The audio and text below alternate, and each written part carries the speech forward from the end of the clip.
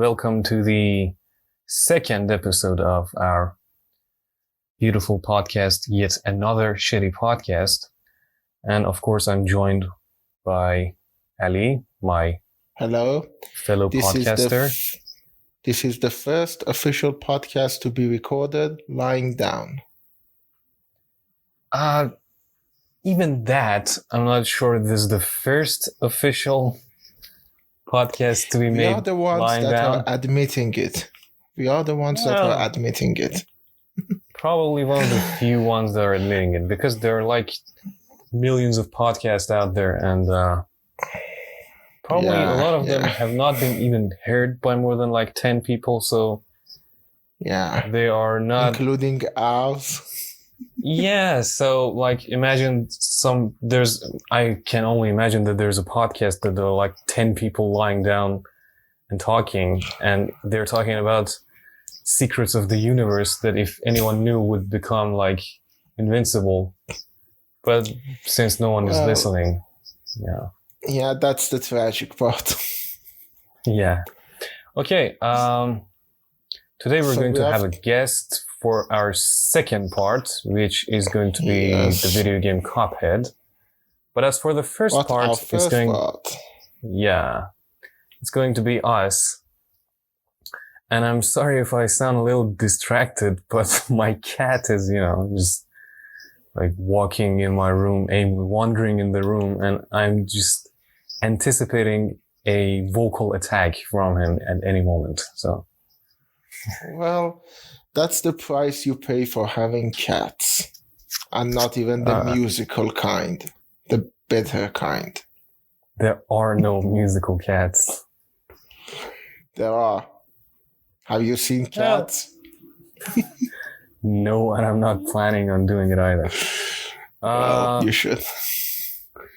Okay, so let's start talking about F is for Family. I think you're... Yeah, yes, but you're the more knowledgeable person in this area, so you go give a brief, introduction about it. I recently watched the whole show. I've heard about it from you, but I haven't watched it until very recently.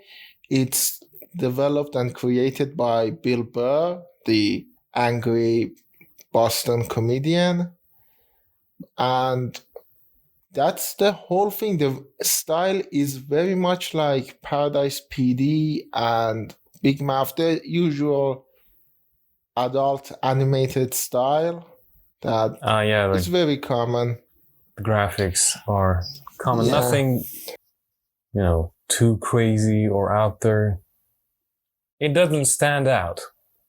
No, it doesn't stand out. The reason I'm saying Paradise PD is because the mouth movements are very much like that. They have a weird grossness to them. I don't know how to explain it. It has nasty 3 seasons. Kind of type of speaking. Yeah. And the teeth and the gums, and it's just weird. Well, I think Bill Burr was aiming to, create a little discomfort for the viewer in every aspect, visually, acoustically, in every department. He has tried to make you feel uncomfortable. Another thing I wanted to mention was, unlike Solar Opposites, that was clearly based on Simpsons, F is for Family, I think, is based on King of the Hill. Or maybe even at some points, what's the TV show that has Archie in it, if I'm not mistaken? It's a very old TV show, and South Park creators have cited it as one of the inspirations. In fact, Eric Cartman is trying to be the guy Archie. All in the Family. Oh yeah, All in the family. And the names are kind of similar, so I think it's taking bits from that too. It's an actual 70s sitcom. Yeah, so that makes sense. Yeah, I think that's been a major influence also. And especially the racism part.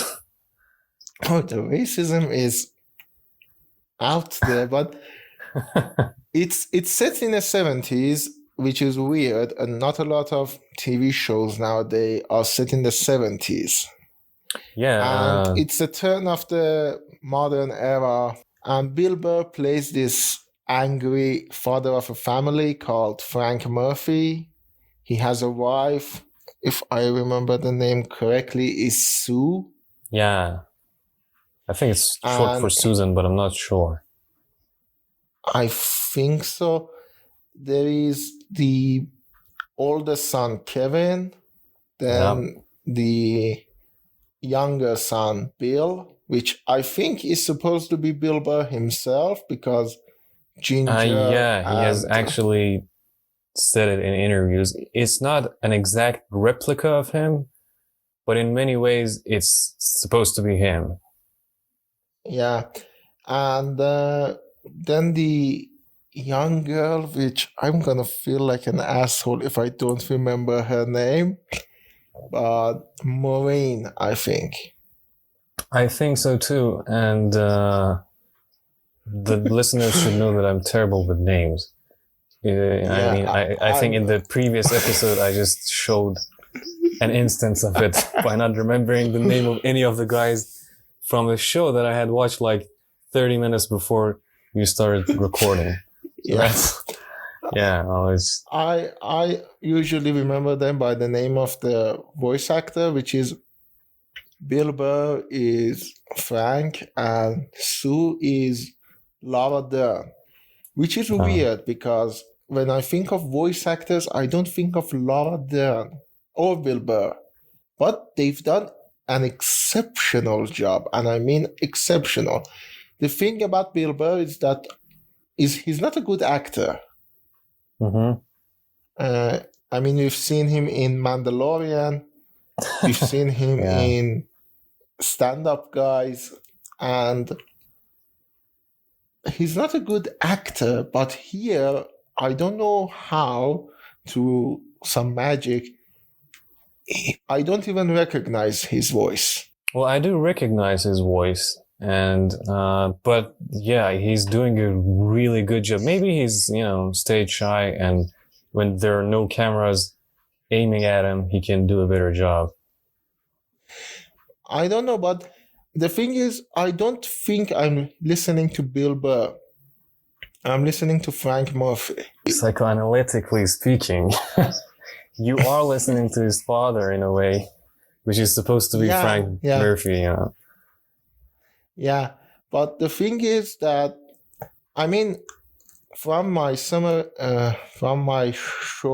summary of the show, you may have think that it's a sitcom. It's a sitcom, but not in the way you think. Yeah, it's not situational comedy, as in there's different stories for each episode, and they're not related, or they don't have a causality to the other events that you're going to see in the following episodes.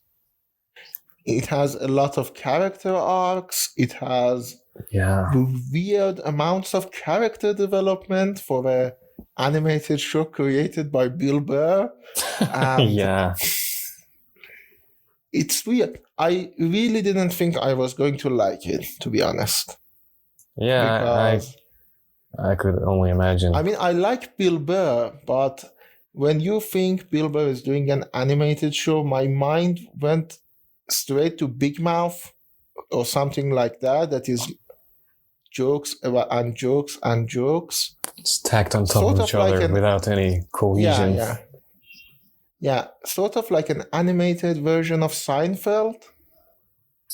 But it's not like that. It's a very grounded story with very believable characters. I mean, yeah, you really get engaged in the story of each character, and this is including characters that are like luggage carriers in a really grade C type of company, air travel company. Yeah, the Jew neighbor who saw World War II. Oh yeah, and the conspiracy theories that the kids used to have. I mean, the kids have a really vivid and just wonderful minds, but in some ways they're horrifying and, you know, a state of terror. One of the best jokes, which makes me a bad person for laughing so hard at it, but it's in the earlier episodes, they see the number on his hand, and they say it's the number of kids he killed. Yeah.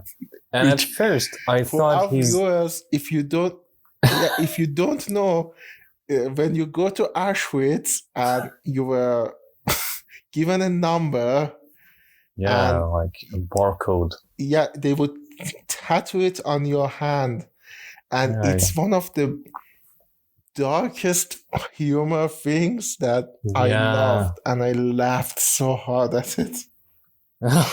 And at first, I thought this character is just going to be some character that exists because he's there to, you know, make the children have a bad life playing around him, but he's actually a very nice guy, and as the show progresses, you know, he shows many different sides of himself, and we're not going to spoil it, but there are many colorful characters, and they get, you know, connected to each other in very weird and sometimes hilarious but very wrong ways.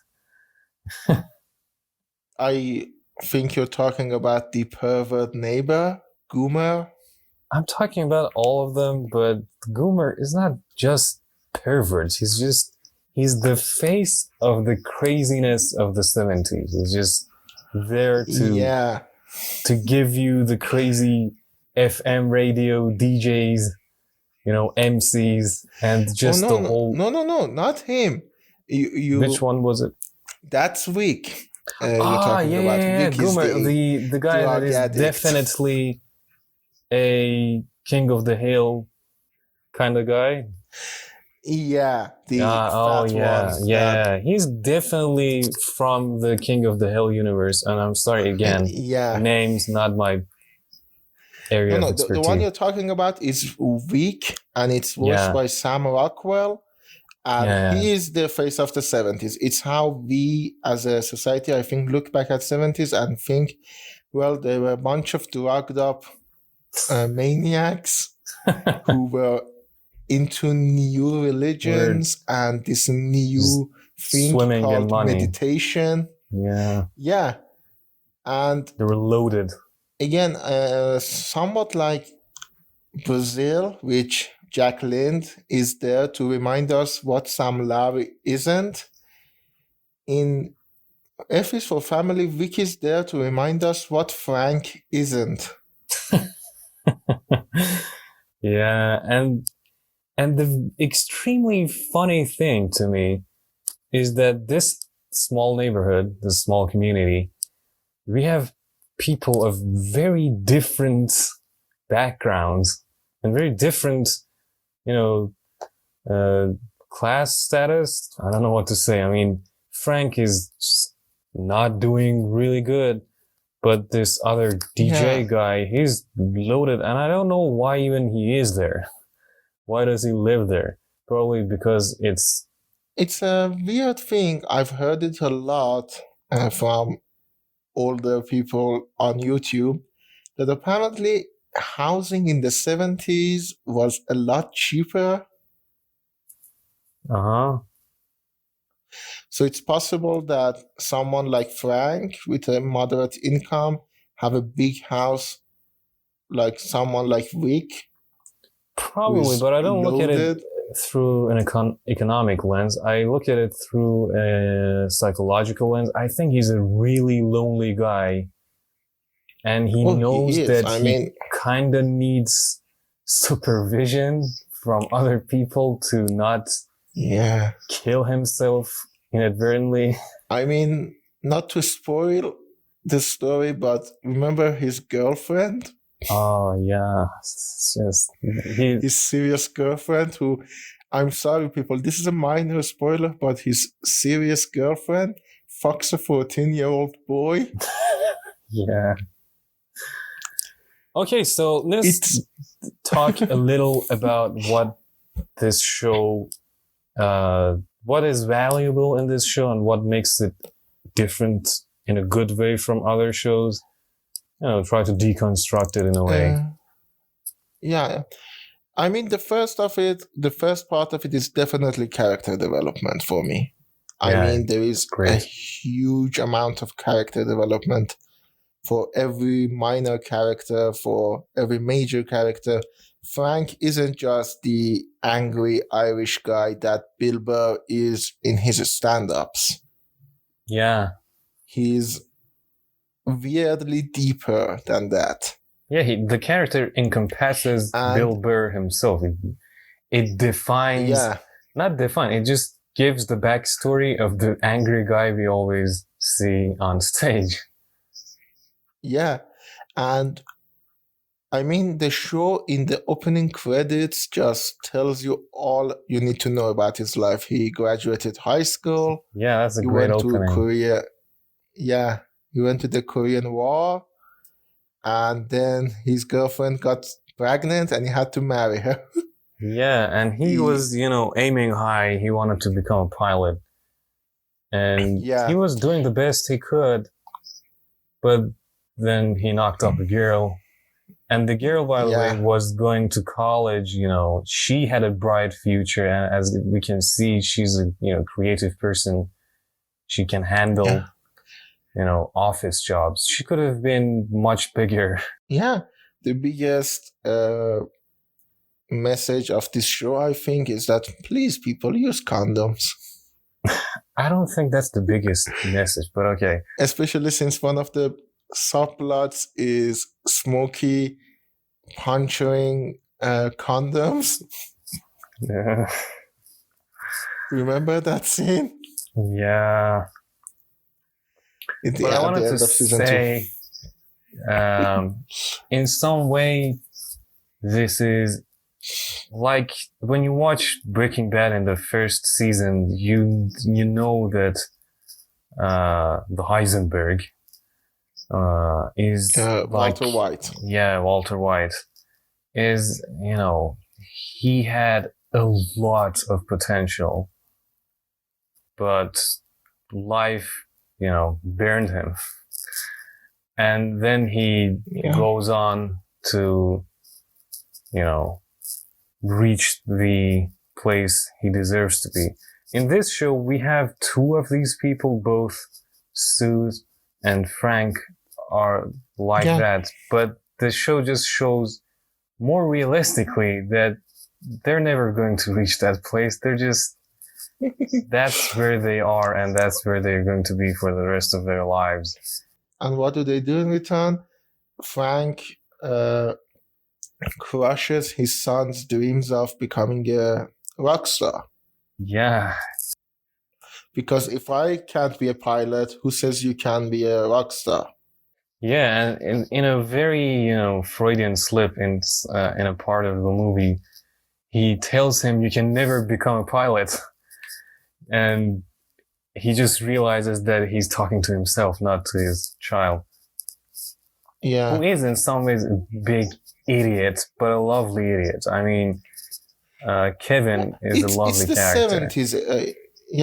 It's a 70s idiot. In the 70s, everybody thought we are going to become rock stars because, well, a lot of people from very low backgrounds became rock stars. Yeah, and you can't blame them because it's the 70s. It's not that it's just the 70s. I mean, there were thousands of people that dreamed of becoming rock stars, and a few of them actually did. And if there weren't thousands of them, we wouldn't have the rock stars we have today. So that's life. That's survival of the fittest, but, Yeah. And, okay, I have a question. I know we are doing a bad thing of explaining the show, but you need to just give the show a watch. You're just... we're not here to just, introduce it and say what it is. We're just trying to say, what layers there are to it and what it's trying to do and if it succeeds or fails at doing that. And I think But it's a one of the pretty good things, show. yeah, it's a very good show. But one of the things I was wondering, because I am a music noob, was the band that Kevin really loved with the elves and all of that. Yeah, was it Led Zeppelin? Oh no, that's not Led Zeppelin.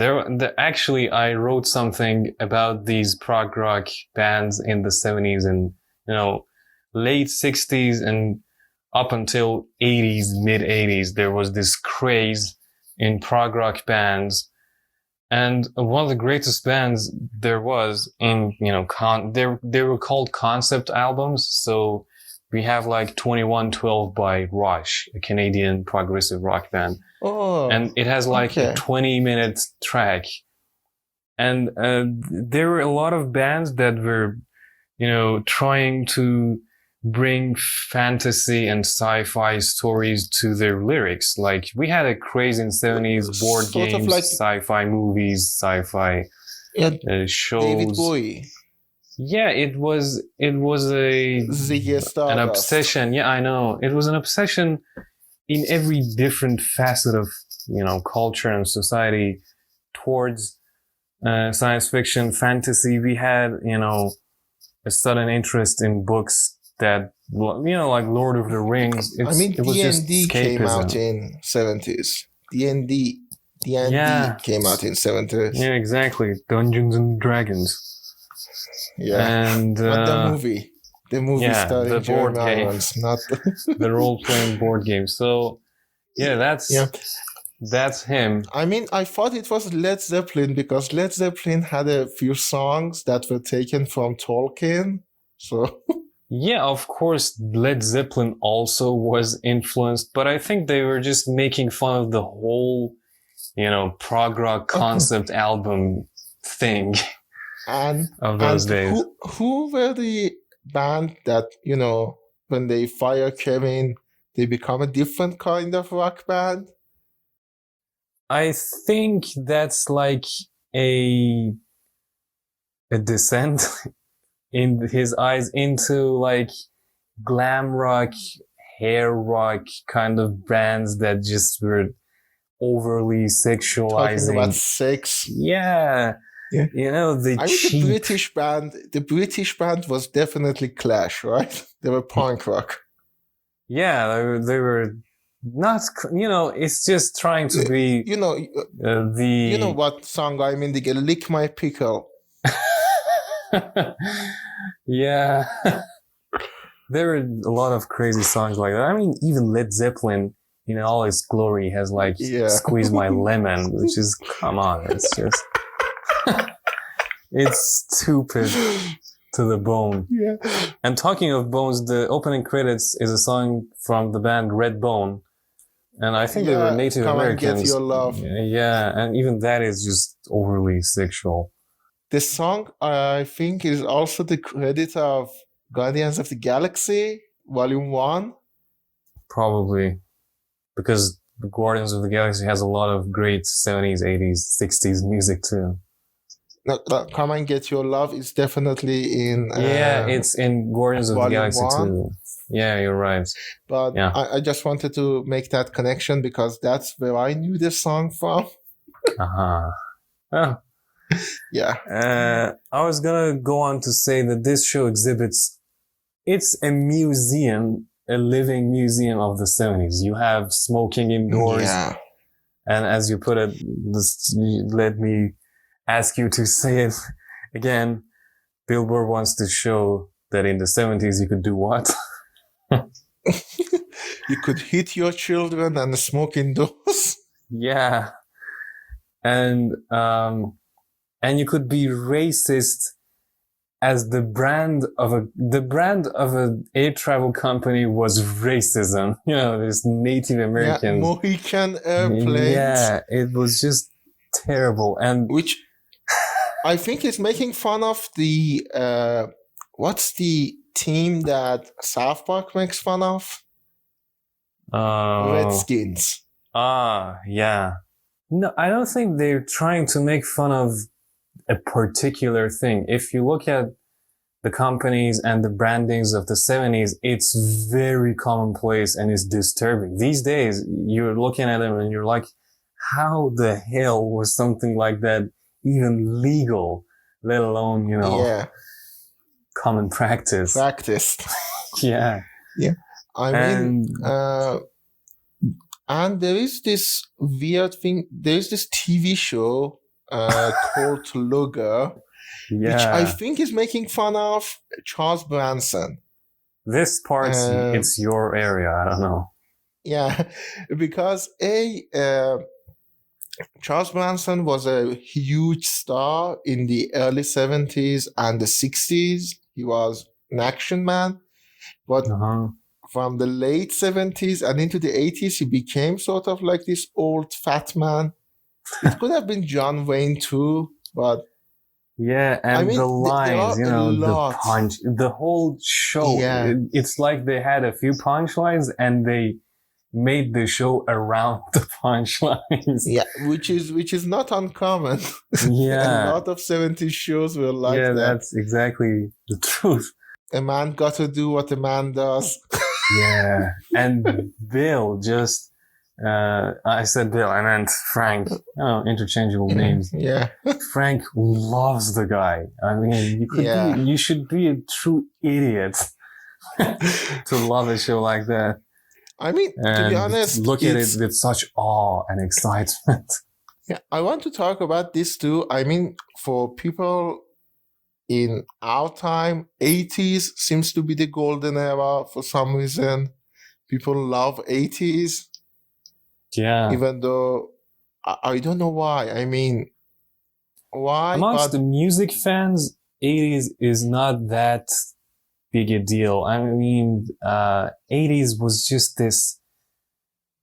You had introduced electronica. Yeah, but generally, I know. Fans. Yeah. For the 70s crowd, the golden era was the 50s. Yeah. And I think it's the same way. Have you seen people defend Arnold Schwarzenegger?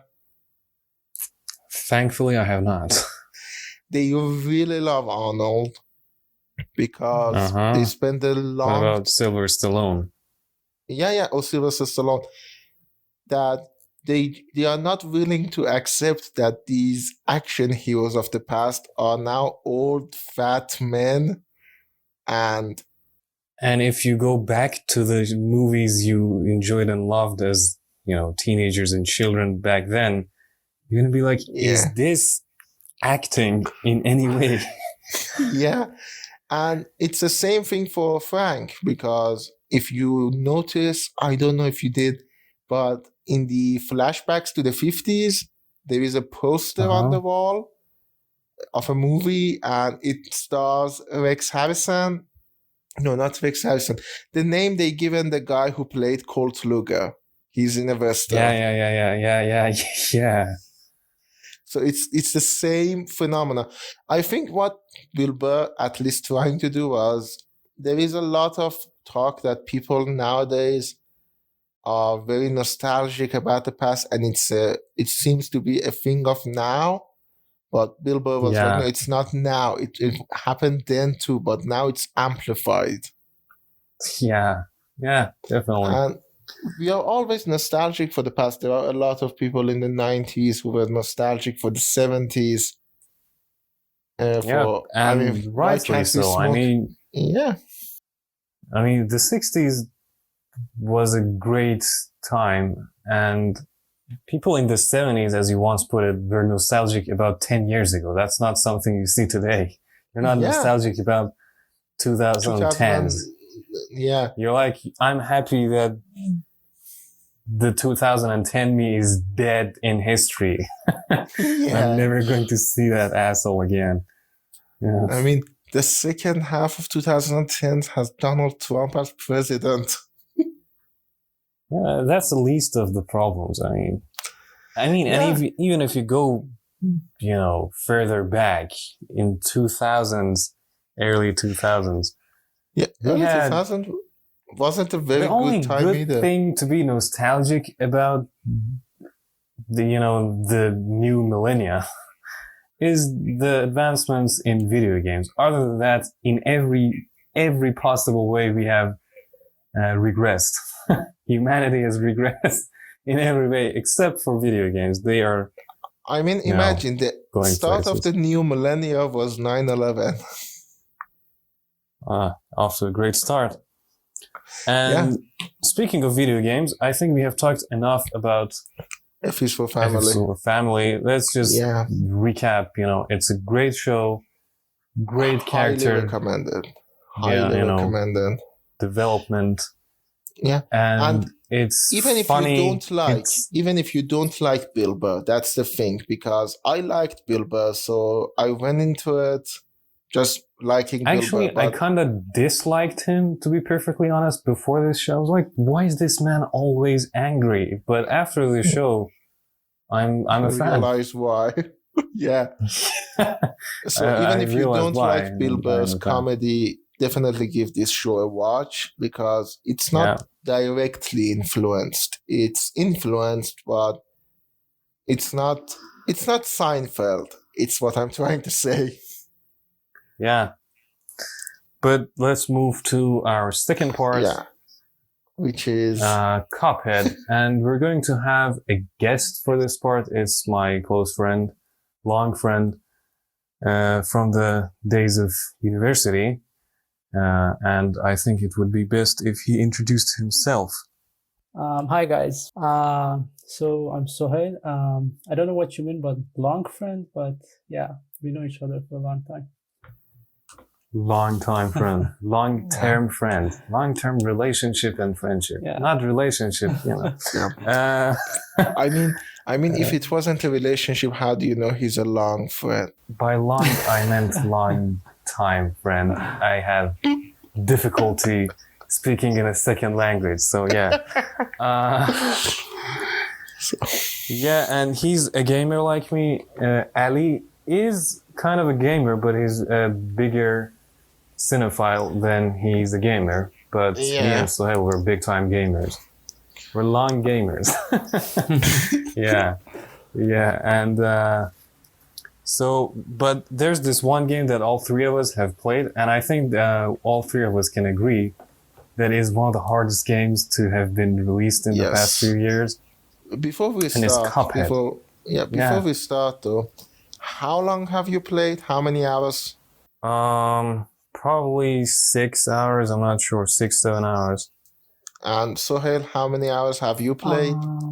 I'm not sure, because it was a long time ago, like when it came out. But I haven't finished it, but I reached to the last island, like the one before the big boss fight, like the third island, I guess. Yeah. I played it for half an hour, and then I uninstalled it. Hey, you got a taste, like you know how the game feels. I know how it feels. I got so angry at it that I only rage installed a few games, and Cuphead is the game that's a good game, but it frustrates me. You rage installed or rage uninstalled? Because if you rage installed a few games, I don't know what was the cause of that rage. No, I rage uninstalled the game. One was Stronghold 3 and a Stronghold Crusader 2, because they were very shitty games. And the few were like Cuphead that just made me so angry that I thought, no, I don't want it on my laptop. You live it. Yeah. You're furious. Yeah, it's natural. Especially for someone who is not a gamer. I mean, as a gamer, I there was this level that I played at least for like, an hour. I have played this game for 7 hours. In 6 hours, I've done all the other levels. But one particular level took me an hour to complete. And instead of getting, angry, I was getting more motivated, and I was trying to, just adjust my moves and figure out what I'm supposed to do in this part, And I have seen other people. I'm a sore loser. And you know, it's not about being a sore loser. there's one thing that, like, when you die, there's a flag saying like how much you went through the level, and like that one God. sometimes Yeah. like you see it's so close to the end, and like Oh, that motivates you to go more. Like, I think that's really clever that's to a put great it there. technique. Yeah, and I played most of the game with my sister, and she's not a classic gamer, but since our early childhood, playing Sega Genesis, Sonic and games like that, we used to play split screen and multi co-op, let's say co-op. And it was a really, really good experience to feel like we're like 5 years old again. And if you're wondering why a 24-year-old guy was playing Sega Genesis at the age of 6 when everyone else was playing PlayStation 1 and 2, is because we live in a country that didn't exactly have access to Nintendo 64 and Sega Dreamcast. We had Sega Genesis, and that's all we had. And the jump from Sega Genesis, because before the jump to PC and PlayStation 2 and 1, the country was really isolated because of the war and everything. But then from 16-bit graphics, we jumped to GTA 3. It was like it was like going through a wormhole and landing in another time. I mean, for me, it was because I was always a PC gamer. I mean, I never had a console. I had a Wii when it came out. And interesting. Yeah, I had a Wii. I still have it, I think. And but I always been a PC gamer, so I mean, but let's not derail PC again. Master Race. Yeah, but let's just contain ourselves and not derail as much as we did in the past. Yeah. So not in the past, in the only previous episode for the time being.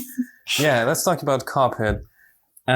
Okay, so to start, this game is extremely hard. It does not in any way give you room to be even slightly bad. Before we get there, just introduce it a bit too. Like, it's a platformer and it's a run and gun platformer game and the art style is one of the greatest things in this. It's this 30s animation. Yeah. Yeah, it's like you're watching early Walt Disney and Yeah, and there's actually there's this guy, I have a ability to butcher names. I try to say it correctly. Max Fleischer, I guess.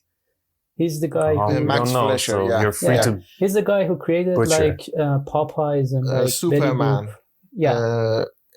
Those early Superman animated shorts. He was one of the most influential guys in animation history. And that guy was a part of this game. No, that he was the influence. No. Actually, he's like... Dude, he died like in 80s. In 80s, yeah, I guess. Okay. Yeah. Because if that was the case, it would be like mind blown. Yeah, and actually... I feel like Joe Rogan is just still out of the picture sometimes. Okay, go on. His studio name was... Inkwell, something like that. Out of Inkwell, and that's like the location of the Cuphead is like Inkwell Isle or something like that. Yeah, so they have lots of references like from his characters and his job, like what he did in his time. Amazing. Yeah. Amazing. I mean, if you ask me, I say two characters that are the style are very prominent in Cuphead are Felix the Cat. I don't know if you've seen them.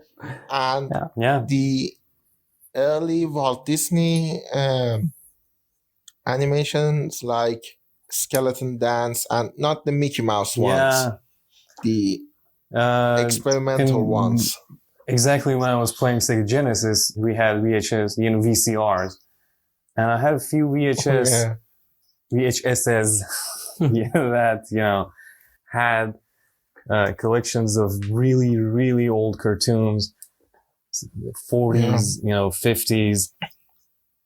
I mean, weird cartoons, and by then we were used to much more modern cartoons, but I grew up watching a lot of old school cartoons too, which is a good thing. I'm happy I did. yeah. So that this game struck a chord deep in my heart. I mean, the old cartoons, there was this thing that Futurama also made fun of. They didn't have still characters. Characters wouldn't stand still because one of the important parts is that you need to convey movement. So they realized in order to do that, the character should always be moving in some way. And in Cuphead, even if you stand still, the characters move their shoulders. It's like a loop. Like they're just kind of dancing. Yeah. Yeah. And the music is from, the 50s and 40s, and it's beautiful. It's beautiful. Everything about this game is beautiful. Yeah. And the voice quality, I mean, before every boss fight, there's this announcement like, let the show begin, or like, this battle is sure to get heated. It's just amazing. The 40s announcer guys. The Allies have killed Hitler. Yeah, and the quality is exactly on par with what we had those days. And they also, they've recorded all of those music live. Like, they had a composer, and it's funny. At first, they told the guy, we need 8 music, like we're going to have 8 bosses. And then after a while, they said, okay, so it's going to be around 50 bosses and we need tracks for them. So the guy was just like, okay. And he was keep making music. Okay. I mean, there are many fingers shown that day. So the story of Cuphead is like, you say, don't deal with the devil. Like, that's the slogan of the game.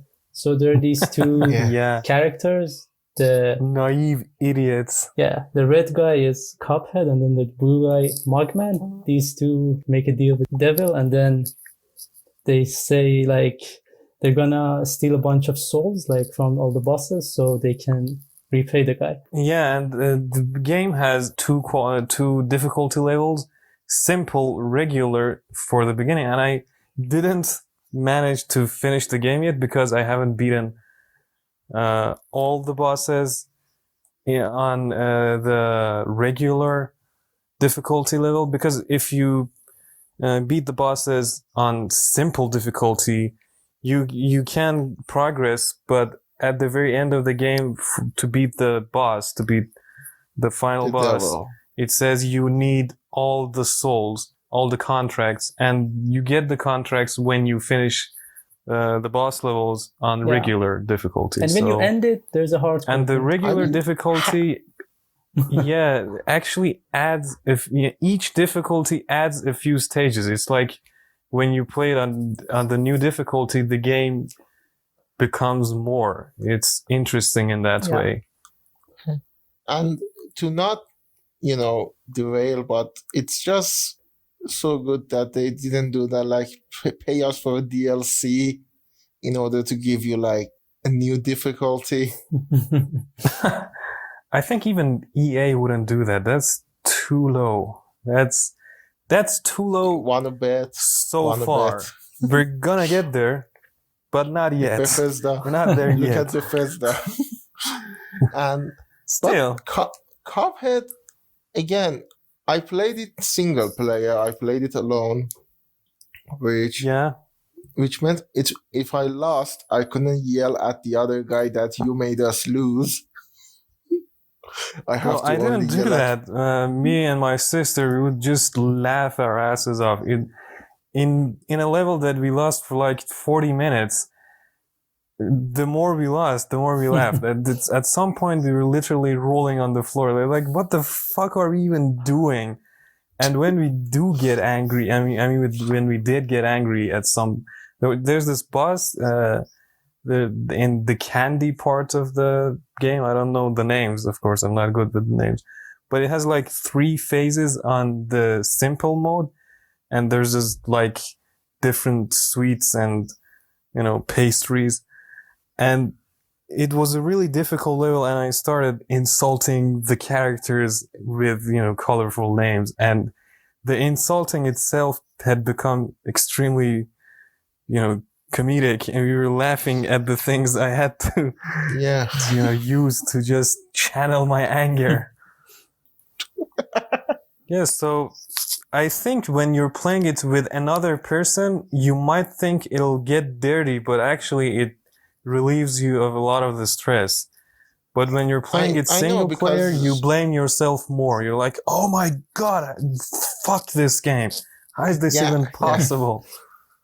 Fuck this game. I mean, I played it for 30 minutes, and I'm not going to lie.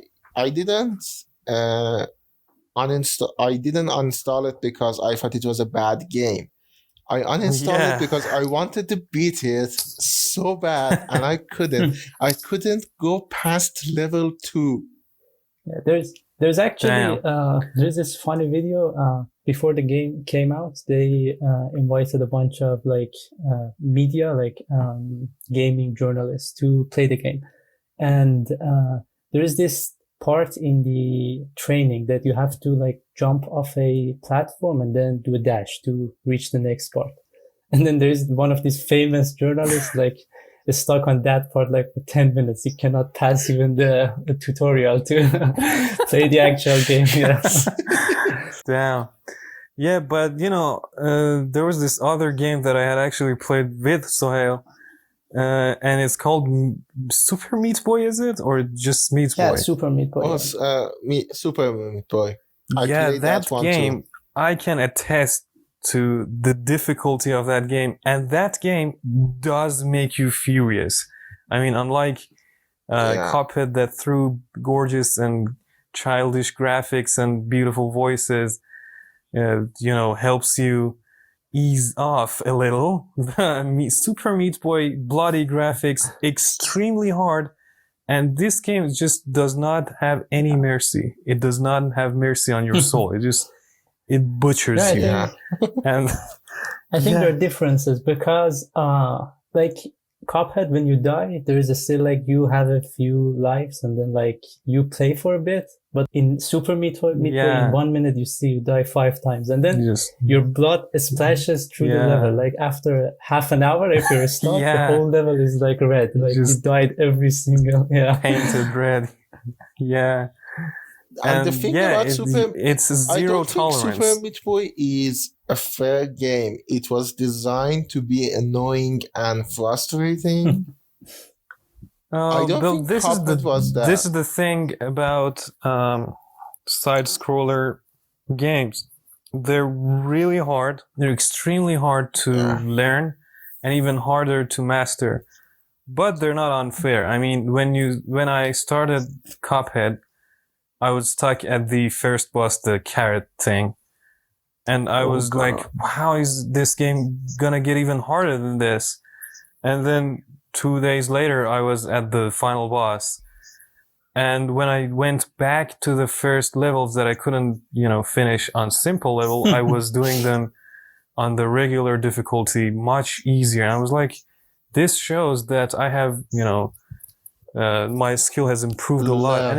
And this is one of the things that I love about hard games, because when you finish a really difficult level in this game, I really get excited and happy. I feel proud of myself. And this is something you rarely get these days from other video games. I mean, when you're playing Call of Duty, when you're playing GTA, The Witcher, they're all great games, but there's no sense of pride when you finish it. You're just enjoying the whole flow of the gameplay. But in games like this, when you beat it, you're like, oh my god, there should be a medal given to me. And on general, games got easier. There are difficult games, there's Souls series, and anything that guy makes they're all difficult. But Miyazaki, But do not get me started on the Souls series but either. The games got easier over the time. Even the original Super Mario, if someone plays it right now, it's not an easy game. You don't remember it, but if you actually play it, you see the controls are actually frustrating. you die lots of times, maybe even on the first level. Yeah. Games used to be really hard, and we did not have saves or checkpoints. It was just sometimes they were nice enough to give us some codes that we could use as saves, because those things did not have read and writable drives. So it was read-only drives and no ability to save a game. So yeah, I mean, I might be wrong, but isn't Zelda one of the first games that actually had a save? I'm not sure about the history of saving. I don't know. Yeah. Which is a shame, since I'm a avid gamer. Yeah. But I don't know. You should but anyhow, learn this stuff. We have checkpoints every 2 minutes these days in video games, and basically you can't lose. I mean, a few years ago, I finished GTA 3 on my PS4, the HD version of it, and it was agony. It was really hard. I mean, first of all, the game mechanics just don't work anymore. But generally, when you failed a mission, you would respawn at a hospital, and not even a taxi would come to pick you up. You had to go all the way to the starting of the mission and do it all over again. And it wasn't 50 years ago. It was only less than 20 years ago. It's not that much. It's not that long ago. And we have, we've become weird but the thing is, creatures. How many people play GTA 5 because it's easier to play? Yeah, it's not about that. I'm just saying that the threshold for the difficulty of games has been getting lowered and lowered every single year. And people, old school gamers, really, really can take shit from a game, and we don't get bothered by it. When I see non-gamers watch me play a game, after 5 times that I fail, they're like, why do you keep doing this? This is boring, or this is crazy. And I'm like, this is gaming. You fail so many times until you win. And this, believe it or not, actually changes your personality in real life sometimes. I rarely get agitated or extremely furious when I fail to do something in real life. I just keep doing it. In some ways, it builds your character, believe it or not. I do believe it, but the thing is, I don't play games. If you did, in a way, playing video games, especially in the old days, is like being hired by Stanley Kubrick to play a part in a movie. It just asks you to play it so many times that you either have to kill yourself or just learn to live with this situation. So. Well, my favorite game is Skyrim. I think that should set your expectations. That's not an easy game, really. But it's a different type of game. Okay, so I think I know it's not a very maybe very tactical. We don't talk about the development, but I guess this game it deserves it to talk a little bit about how they build it, because the technical aspects. Okay, so the studio is actually the creators are two brothers, Chad and Jared, and they the studio is mostly their family, and they actually, to be able to finish the game, both of them remortgaged their houses to be able to pay for the game, for the development. Yeah, and OG indie. Yeah, it took 7 years to finish. They supposed to release it in 2014, but they delayed it so many times, and then it actually released in 2017. And it's one of those games that you're glad that they actually delayed it. And what took them so long, that is the interesting part, is, in my opinion, is that every single animation is hand drawn. So they first did it with softwares, and then they were no, it doesn't look like the 30s. They say, if we're gonna make it look like the 30s, we have to do it how those guys did it. And then each movement of Cuphead for every second, there are like 24 drawings, and like do it for all of the bosses and all of the like objects in the game. And the backgrounds, like they did actual paintings, like with watercolor or whatever that was the technique back in the day. And then they just put the picture in the background. And then like there's even one level that the background is actually a 3D like statue, like the level in the Egypt. I guess it's in the Egypt. Like there's this genie that you have to fight. Yeah. That's when like they just record that object and then put it in the background, like exactly how those guys in the past did it. And the development was more like making a animation in 30s than actually making a game, because that was the challenging part for them, not actually doing the game. Wow. So they draw everything by hand. I didn't know this. And then scan everything and then paint it with computers. Like that's the only part they do digitally, to paint them and then animate them. Like you have what they call them, the spread. I forgot the name. Like every frame is next to each other, like 24 of them, and then you have 1 second. Wow. And they've done a tremendous job of the mechanics and the whole gameplay of the they did thing really is amazing. Great, and the funny thing is how most of them are related to each other. Like even the composer, he's like the old friend of the guys who created the game. So like they're doing it as a friend. Like you know that after 7 years and like when there's no money, if they're like just your employee, like you just hired them, they're gonna leave the team. But they were just like family and friends. And like they say, we're gonna do it, and then it came out eventually.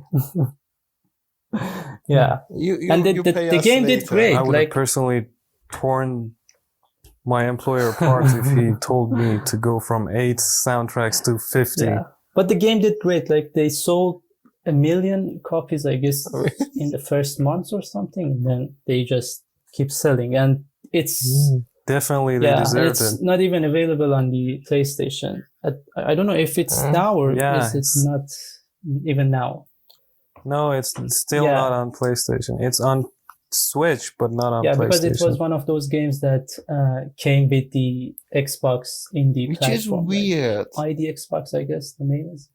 Well, I didn't. I mean, it's a success story. It's an underdog story by any means. Yeah, it's amazing. And I'm blown away. Interesting thing. Kudos to those guys. One more interesting thing about these guys, they actually won 3 Guinness World Records. One of them is for the most hand-drawn frames in any game ever. And then they won one for the most bosses in a shoot and run, which like Contra was the old like record holder. And then also the most boss transformations. Like you see lots of these bosses, they have multiple phases. Like they have like 3 or 4 phases each boss. And it's really funny.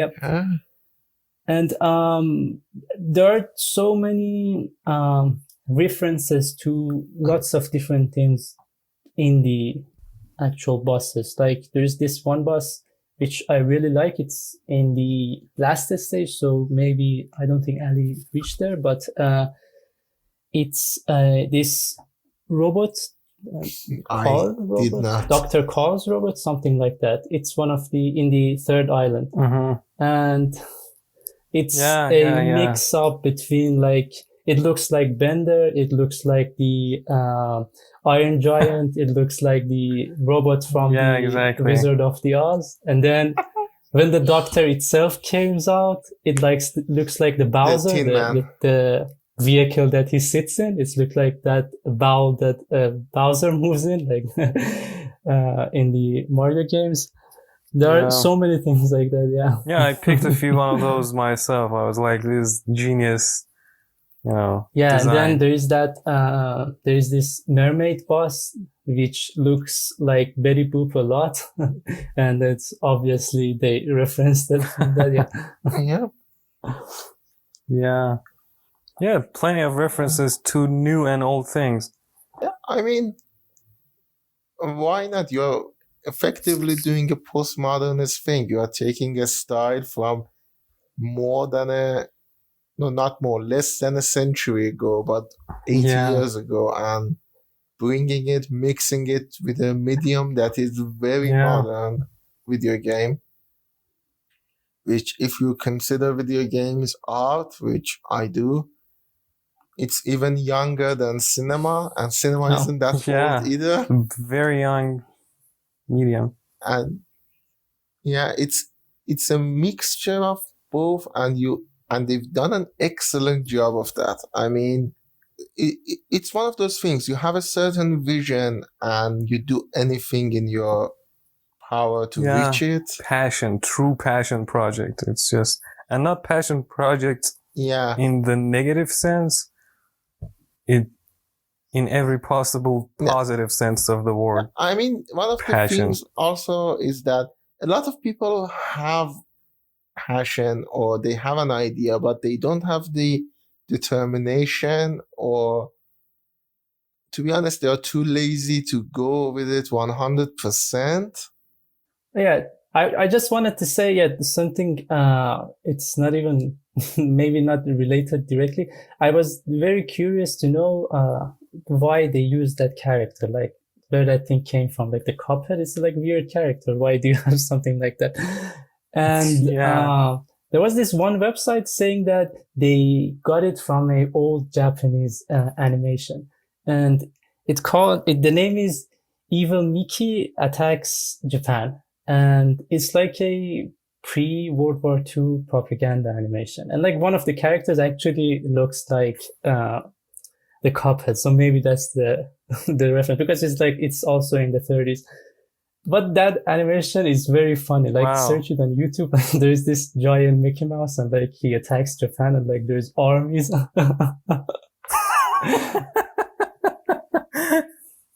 Okay. Japan. Never change, Japan. We need you in our lives.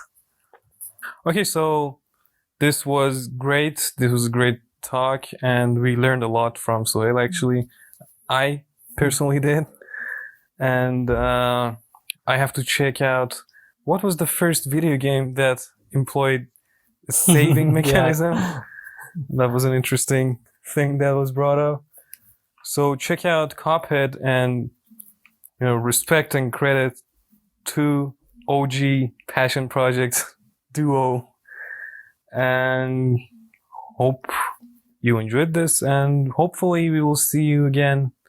You will hear us again, and we will talk to you again in the next week. So take care, and goodbye. It was great talking to you. Hope to see all of you later. Peace.